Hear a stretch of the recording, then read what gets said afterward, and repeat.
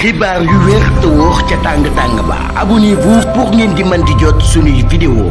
jaajëfal nañu leen bu baax a baax ci ànd beeg Buzz 221 HD di la wax ne itam nga daal di abonné waaye itam activer cloche de notification bi pour vidéo bu ñu duggee rek ngeen mën cee jot xibaar yi la ca gën a fees nag kii di Diégui Diop nekk itam responsable APR daal dina yëkkati ay kàddu ginnaaw bi nga xam ne nag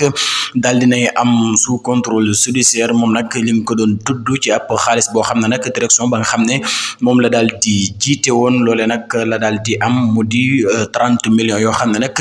dañu doon wax ne def ko daal di luubal ginnaaw boobu la nag ñu daal di koy téye moom nag la mu xam ne moo di ne loolee nga xam ne jot na koo dund ci loxo yoon yéenewu ko benn yoon li nga xam ne nag moom moo di ab ndoonam ndax dund na fa li nga xam ne nag moom moo di ay jafe-jafe waaye itam jëlewaale fa li nga xam ne nag moom moo di ab expérience moom nag daal la mu xamle moo di ne